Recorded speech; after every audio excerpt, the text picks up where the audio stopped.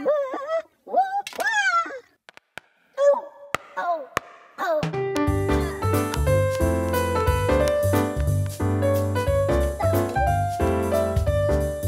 we're looking at a game called Shadow Days. This is the preview, so the cards are definitely in prototype form, and not everything's in its final form. And this is a game that's on Kickstarter that you can go check out and be involved with. But let's talk a little bit about what Shadow Days is. Shadow Days is kind of a cross between Magic the Gathering, although don't run away, it's not a collectible game, and a deck building game similar to Ascension. It's very light and fun, where players are attacking each other. Let me show you how the game works, and then I'll tell you what I think. Alright, here we have some decks of cards. You're going to have one deck of cards that's going to be face down. This is a deck that players will be drawing from. Then you have a deck of objects, which is face up, and you can go through this deck at any time. Because as the game progresses, you're going to be getting gold, and you'll be able to buy these. You see that big number there, which, by the way, is really nice design. But that large number there is how much gold that thing costs, so I can add a flaming sword to my deck if I have enough money to purchase that. I can also go through and purchase these very powerful heroes or even villains and add them to my deck. And then there's locations that you can buy that you can also add to your deck where you can put your different creatures. But I won't have those at the beginning of the game. Rather, I'm going to have 5 creatures that are in front of me. Now, I have 2 trackers here. One is for my life points, which starts at 200, and one is for gold, which starts at 0. But I'm going to have these 5 characters in front of me on my turn. And as the game progresses, I may have objects and heroes and other things that come to my hand. As you're drawing cards after each turn, you might also draw an event which affects everybody, or maybe just you, but mostly you're going to be looking at these cards. Now, each of these cards has different things on them. They have hit points, they have attack points, they have gold points, and they have life points. Lots of P's there. Now, what this means is, on my turn, I'm going to pick one of my creatures to attack another creature. This Astral Walker has 70 attack points, which means it couldn't kill itself because it has 80 hit points. But it could kill this werewolf here because this werewolf has 70 hit points.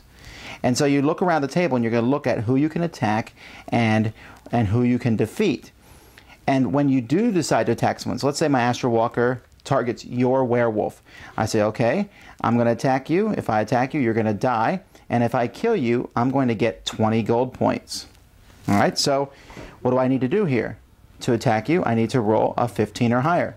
So on a 20-sided die, I roll, and if I get the 15 or higher, so be it. Also, you see he has a Night Terror bonus that if he rolls a 20, minus 5 life points. What does that mean?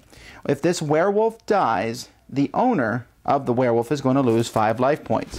And that's the whole focus of the game, is to get your opponent's life points down, because as you're killing their creatures off, you are getting gold for yourself, but you're also getting rid of their life points. And even the stronger people, like for example, Francisco the cleric here, he's worth 25 life points, so you really don't want him to die. But he gives you an extra 25 attack points when you fight against sprites. And so as you're going through the deck, you're going to look, and there's all different zombie archer, the banshee, and there's all different sorts of powerful creatures and different creatures that will be fighting each other. And as you're fighting each other, you're attacking and making people lose their life points. And at the end of your turn, you're going to redraw up, and you can even lose 10 life points to redraw cards if you don't like the cards that you're given. But the game is basically going to focus on, as you attack, getting these objects that you can then add to people. Like this gives 20 attack points to all the beasts you have. That's a very powerful thing. You get that, you'll be able to start killing people left and right. This gives you 5 life points every turn. This makes an opponent lose 5 life points. This box of blades is a weapon that you can attach to yourself, and it will instantly kill different creatures. And there's all different sorts of cool items and weapons that you can add to your monsters. And then the locations are places where you can put people in, creatures, and it will keep them safe. Your humanoids here are immune to attack. Your constructs, there's different types of creatures. Each of the creatures that comes out is a different type. Like for example down here, this is a creature insectoid, the venomous crocodile. which I really wouldn't want to meet in a dark night.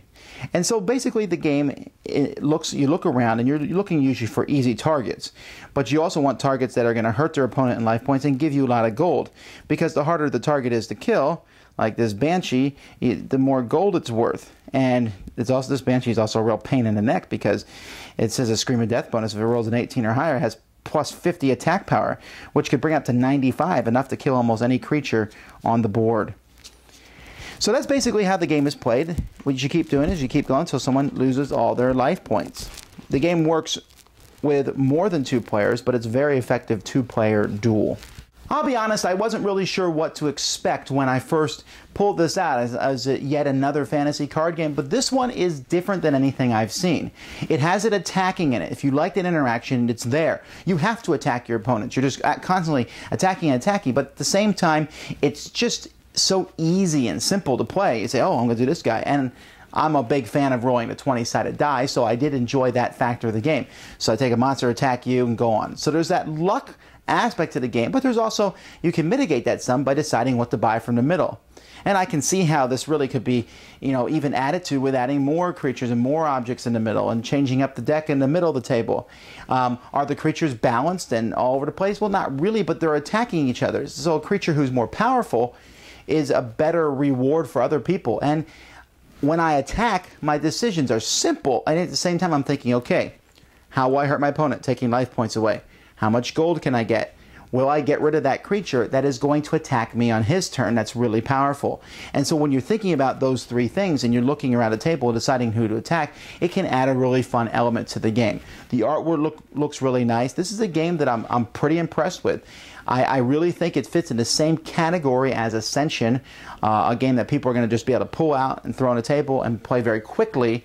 The games that I played have lasted 30 minutes or so, just because eventually you're going to knock someone's life points down, and a lot of trash talking and back and forth. So this is a very interesting game, and I look forward to seeing the finished production. If you want to kickstart it, well, the link will be following in just a moment, and you can jump on board there.